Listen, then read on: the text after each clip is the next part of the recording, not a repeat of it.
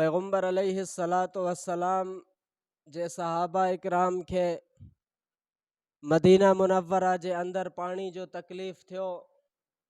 उते खूह हूंदा हा, पोइ तमामु पानी खारो हूंदो हो। मदीना मुनव्वरा जे अंदर हिकिड़ो खूह हूंदो हो जेको खूह मिठो हूंदो हो। पैगम्बर अलैहिस्सलातु वस्सलाम वटि हज़रत जिब्राइल आया, फरमायो अल्लाह जा रसूल ऐलान कर त अगर को माण्हू इहो खूह ख़रीद करे मुसलमाननि जे लाइ, अल्लाह रब्बुल इज़्ज़त उन जे बदिले में उनखे जन्नत अता फ़रमाईंदो। पैगम्बर अलैहिस्सलातु वस्सलाम जॾहिं ऐलान फ़रमायो त को आहे माण्हू अहिड़ो मालदार जेको मुसलमाननि जे लाइ खूह ख़रीद करे, अल्लाह रब्बुल इज़्ज़त उन जे बदिले में उनखे जन्नत जे अंदरि घर अता फ़रमाईंदो।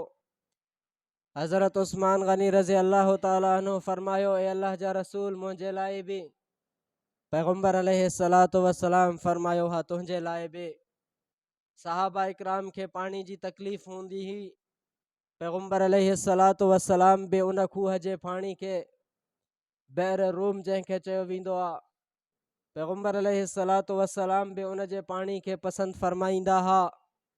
हज़रत उस्मान गनी रज़ी अल्लाह ताला अन्हो जॾहिं उते पहुतो, उहो खूह हिकिड़े यहूदी जो हुयो। उहो खूह जो पाणी पैसनि सां खपाईंदो हो। हज़रत उस्मान बिज़नेसमैन ऐं पैसे वारो मालदार माण्हू हुयो। उन वटि पहुतो, उनखे चई त खूह खपाए। उन चयो त मां खूह खपायां कीअं, मां इन जो पाणी खपायां थो, इन खां मां पैसा हासिल कयां थो।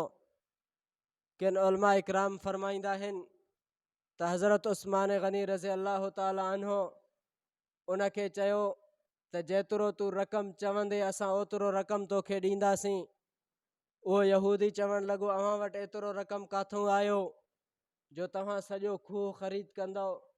हज़रत उस्मान फरमायो, अगरि जेकॾहिं तूं मुकमिल खूह जा पैसा वठणु चाहें, जेतिरो पंहिंजे ज़बान सां चओ असां ओतिरो तोखे ॾींदासीं। पोइ ईअं कंदासीं, खूह जो अधु असांजो ऐं अधु तव्हांजो। यहूदी हिते सोचणु लॻो त मूंखे मुकमिल पैसा मिलनि था, खूह जो अधु बि मुंहिंजो रहिजी थो वञे, अधु मूंखे मिले थो ऐं मुकमिल पैसा बि मिलनि था। उन चयो ठीकु आहे, मां सौदो कयां थो।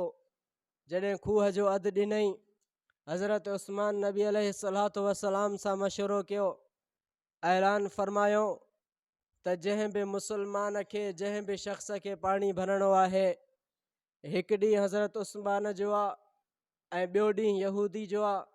जंहिं बि शख़्स खे पाणी भरणो आहे उहो खूह खां हज़रत उस्मान जे वारे में मुफ़्त में पाणी हासिल करे वञे। जॾहिं मुसलमान ईंदा हा पाणी भरंदा हा, ग़ैर मुस्लिम बि पाणी भरंदा हा। चंद ॾींहं गुज़री विया, हर को मुफ़्त जो पाणी भरे वेंदो हो। यहूदी वटि कोई वञण जे लाइ तयारु न हूंदो हो पाणी वठण जे लाइ। हू अची करे हज़रत उस्मान खे चई, तूं त मूंखां खूह ख़रीद कई त मां बि पाणी ॾींदुमि, पोइ तूं पाणी फ्री में हलाए थो, मुफ़्त में हलाए थो।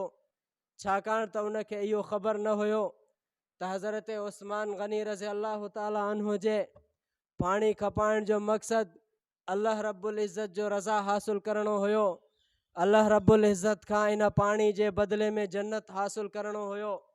पोइ हज़रत उस्मान उनखे चई, मां त तोखां ख़रीद कयो अथमि, हाणे मुंहिंजो मर्ज़ी, मां मुफ़्त में खपायां या पैसनि सां, तूं मूंसां ॻाल्हाए नथो सघे।